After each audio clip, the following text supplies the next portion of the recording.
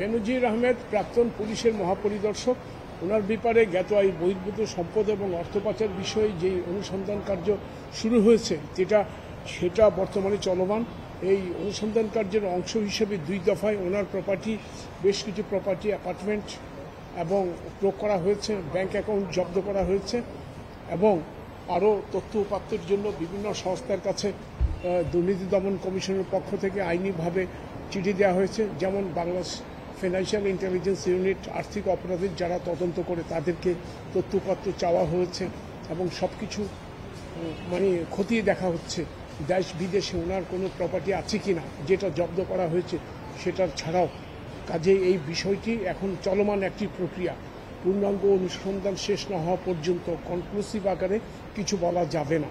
তবে দুর্নীতি দমন কমিশন এই ব্যাপারে অত্যন্ত সিরিয়াস এবং একটি মিনিটও তারা সময় নষ্ট করছে না।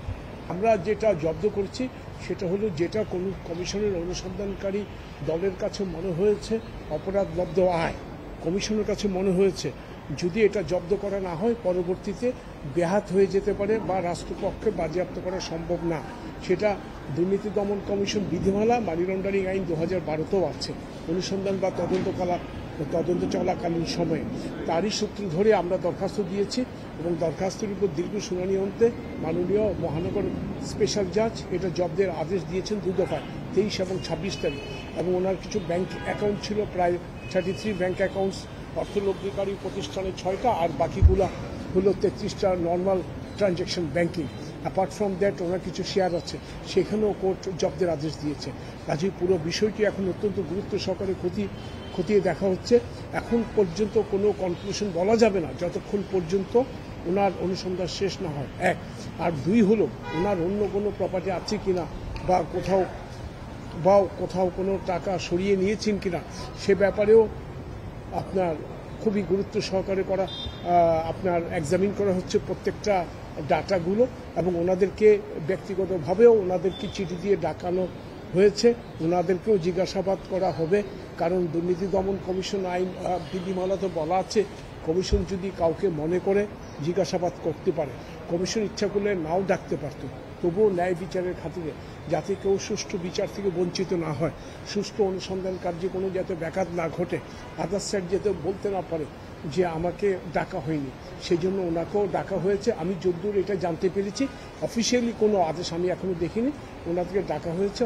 ডাকাত ওনারা যদি হাজির হয় অবশ্যই ওনাদের কাছে জিজ্ঞাসাবাদ করবে, সেই তথ্যপত্রগুলো দেখবে, সেই সব তথ্যপত্র যাচাই বাছাই করে তারপরে একটা হয়তো অনুসন্ধান শেষে একটা রিপোর্ট আসবে, তখন আপনাদেরকে আমরা কমপ্লিট পুরো পিকচারটা আমরা হয়তো দিতে পারবো না। সেটা তো ওনার ব্যাপার, সেটা তো আইনে বলা আছে দুদক যাকে চিঠি দিয়ে ডাকবে জিজ্ঞাসাবাদ করার জন্য, ওনার নর্মাল নিয়ম হলো ওই দিনে উপস্থিত থাকা। যদি কোনো কারণবশত উনি আসতে না পারে, উনি নিজে এসে বা ওনারা বিজ্ঞ আইনজীবীর মাধ্যমে দরখাস্ত দিয়ে সময় চাইতে পারে। এবং আমি অতীতেও দেখেছি সময় চাইলে কমিশন এটা সময় ওনাদের জন্য অ্যালাউ করে, অতীতেও আমরা দেখেছি। কাজেই এখানে আপনার হাইড অ্যান্ড সিকের কিছু নেই, কোনো একেবারে র্যাপিডের কিছু নেই। আমরা ধীরে সুস্থে সূক্ষ্মভাবে অত্যন্ত গুরুত্ব সহকারে গুরুত্ব দিয়ে অনুসন্ধান কার্য হচ্ছে করা এবং কেউ যেন কোনো কিছু বলতে না পারে আমার প্রতি অবিচার করা হয়েছে। এখানে এগুলিকে তো এভিডেন্স আমরা এখন বলতে পারবো না, এভিডেন্সটা যাবে তো আদালতে। এগুলো হলো তথ্যপত্র যেটা আমরা সংগ্রহ করছি। এটা সংগ্রহ করার পরে যখন অনুসন্ধান কার্য শেষ হয়ে যখন রিপোর্ট দাখিল করবে, এটা ওনার যিনি তদারকি কর্মকর্তা ওনার কাছে দেখবে, উনি নিজে পেরুজ করে কমিশনে প্লেস করবে।